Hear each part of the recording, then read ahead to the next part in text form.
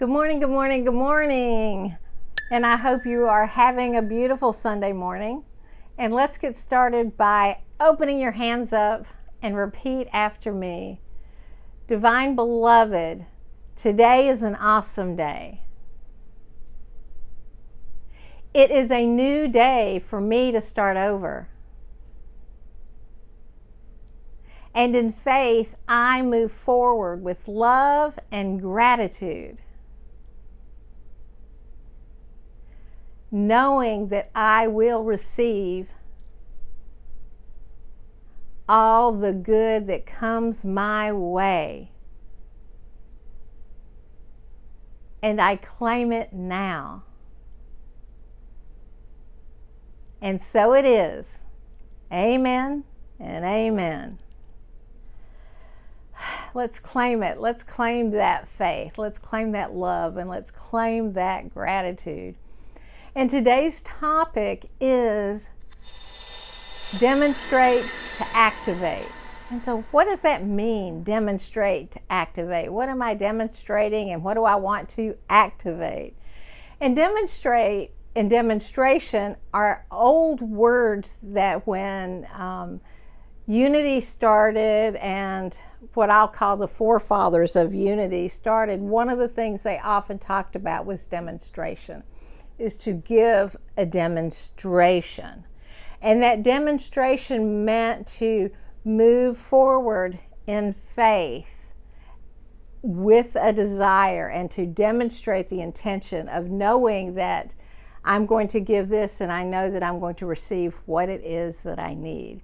So demonstration, used in unity language, is actually an old word that I'm making new again. All right, so I'm making it new again. But what does that mean? Demonstrate to activate, and how do you activate that faith? And how do you move it forward? Well, to me, one of the most wonderful stories is, we're going to pull from the Bible. We're going to pull from the teacher there, the Jesus, right? And so one of the best stories is the loaves and fishes, right? And that's actually in the books Matthew, Mark, Luke, and John. It's actually in all four of those books. And I will have Rick put on the screen where to find those in those books, okay? All right. So in this story, Jesus he had heard about the death of John the Baptist. And so he had been working with people, and he was tired, but he needed to go and gather his mind and gather his thoughts about this, because he was grieving the loss of John. And so he takes a boat, and he's going across the water. And as he's coming in and he's seeing the boat coming to shore, he's seeing all of those people followed him from where he left, because his work and his messages were so profound that they followed him. They saw that he was traveling, and they built this really big parade of people to come and hear him. And in that state of compassion, and instead of him saying, I really need to grieve, I wish these people leave me alone, he didn't do that. With that compassion that he had, and he was so filled with that compassion and love, he stayed, and he healed the people. He gave his messages. And as time was going on, the disciples says it's getting late, and we need to send the people into the villages. We need to send them away and into the nearby villages so that they can get food, because people are getting hungry. And Jesus says, we'll feed them. And the disciples say, well, we only have 5 loaves of bread and 2 fishes. So how are we going to feed them? And Jesus says, bring them to me. Bring the loaves and fishes to me. And in that moment, Jesus did what Jesus did. And he lifted his head up to the heavens and had that faith that as he tore apart the bread and broke up the fish, that was going to be enough. Now, we can say, did that really happen? Was that a miracle? Well, that's how they want us to see it, right, as a miracle. But let's say that it wasn't a miracle. Other people might have had food with them, and they're going, I'll share. Either way, it was inspired feeding the people. right? It was still inspired in feeding the people. And so he gave them the baskets and they passed it around. And there were over 5,000, there were 5,000 men, over 5,000 men, and there were also women and children, which they didn't number that. But when they collected the leftovers, there were 12 baskets of food. Those leftover baskets were full, 12. All right, which is very significant, which I'll get to in a minute. So that is a demonstration of faith that Jesus believed that what he had and what he was given was enough to multiply to feed the mass of people. He believed and he had faith that God was going to provide. He had faith that people would take what they needed but not out of greed. He had faith that the food would be there for nourishment. Now, we can take it from a metaphysical perspective as well and say that he was feeding them spiritual food. And again, somebody's passing me this basket and it's filled with food and I can take what I need out of it, right? And it's feeding me while I'm also getting the spiritual food. But to see that miracle happen or to see that compassion unfold was also food in itself. It was spiritual food that was coming through in that time. But there was a demonstration of faith that Jesus believed that that food that they had was enough to feed other people. And if people decided to share in that, again, they were choosing to bless, and they chose to believe that what they had to share would also be enough to feed everyone. Do you see how wonderful this is? So what I'd like you to do is just to take a moment amongst yourself, all right? So don't go longer than 3 or 4 minutes because that's cutting into my time. So just make it short. But talk about ways that you have applied that demonstration of faith or what that might mean to you. So just pause it here and then start back when you're ready.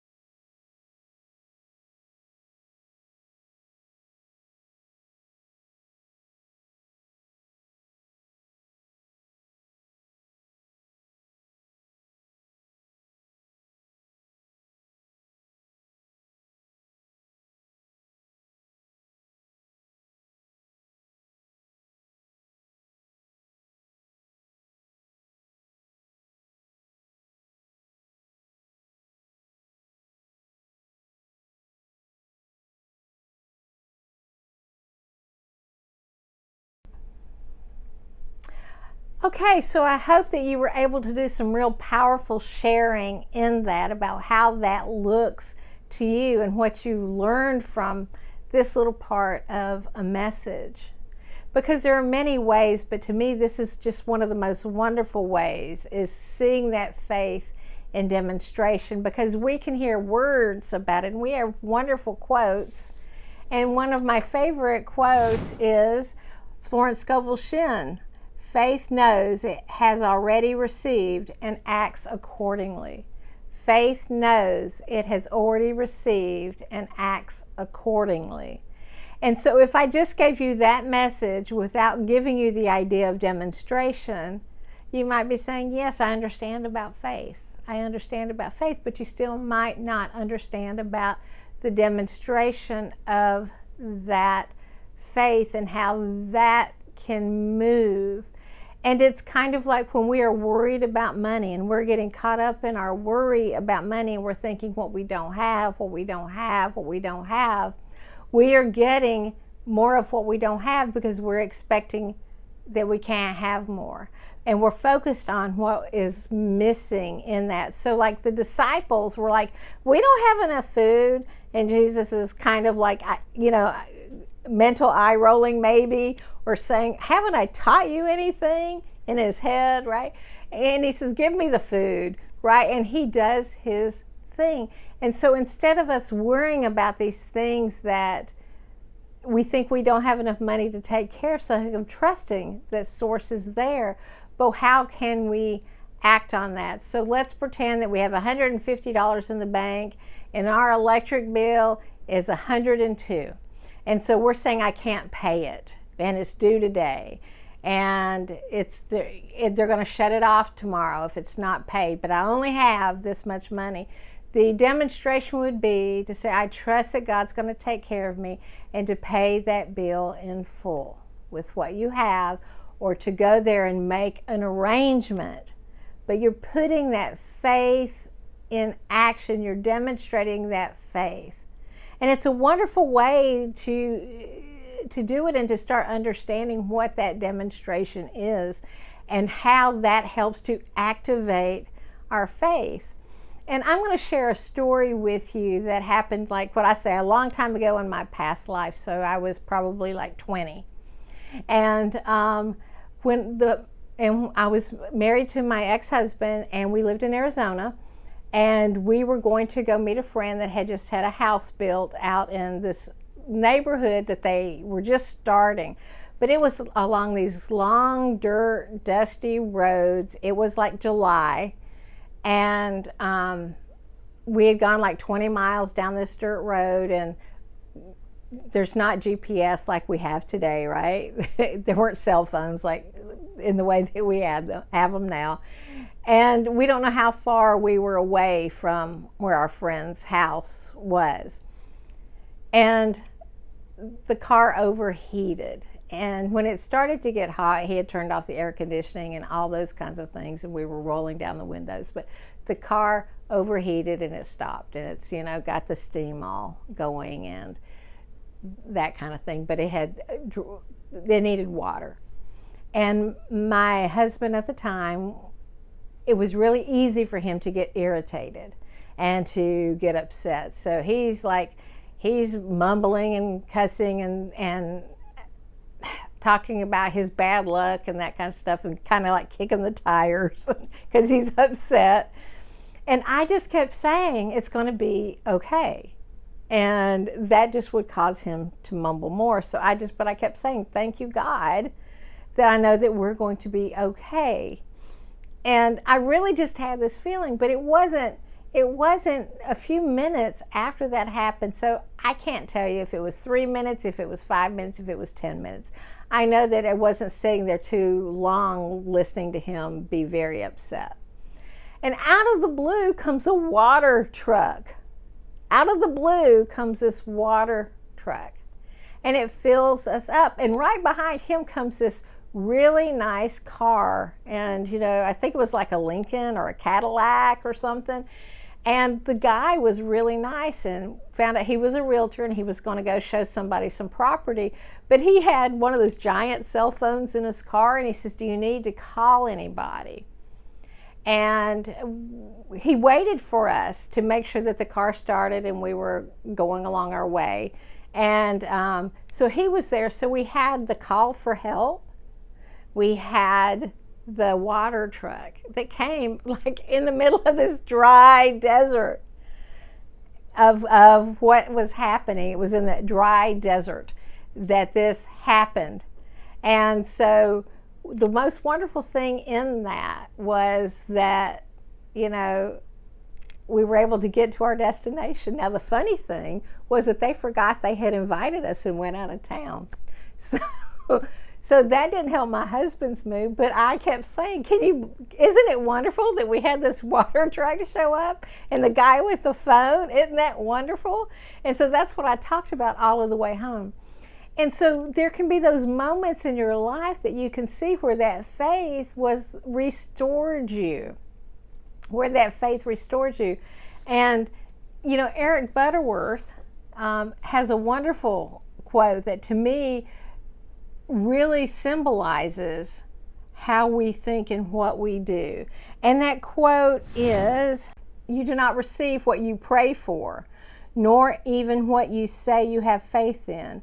You will always receive what you actually expect." And I'm going to read that again. "You do not receive what you pray for, nor even what you say you have faith in. You will always receive what you actually expect." All right, so it's like, so where is that faith, and are we expecting the best? Are we expecting to be fulfilled? Are we expecting to be able to harvest what we've the things that we've sown? Are we willing to do that?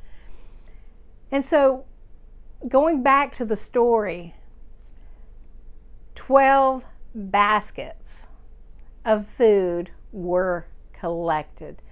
12 baskets. It didn't come back as 2. 12 baskets were collected that were full. Now, I like to think of it this way, is that each of those baskets can represent a month, and there's 12 months in a year. So it's saying, have faith that your supply, that your needs are already provided for. Here's a basket that is full, overflowing for you to take out of, for you to use. That it's always there. And remember, we know that God is our source and it is an unlimited, powerful thing. But each of those baskets today in our lives can represent that we have the opportunity to be completely fed for the month, for the next 6 months, for the year, because it is an infinite source of supply. Now, the other thing that we can tie it to, being unitics, is we can tie it to the 12 powers. So each one of those baskets could represent a 12 power. Whichever, and to me both are good, right? Because both are talking about our powers, and that the other is talking about we are living in infinite supply. So take a moment with each other. So pause, take a moment and discuss how you have seen yourself fed when you were or were not expecting it. And I'll wait.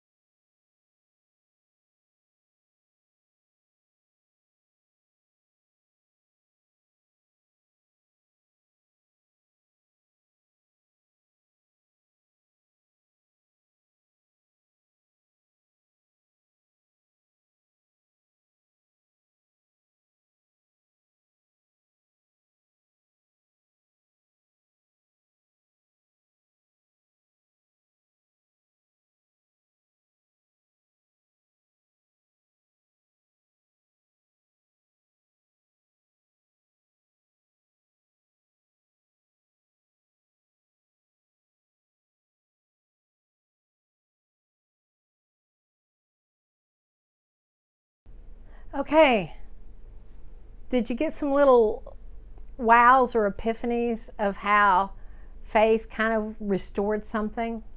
Or that how God showed up even when you weren't quite applying your faith, but that God was giving the demonstration of its infinite supply when you weren't ready. So God sometimes was the demonstrator for us to have the faith.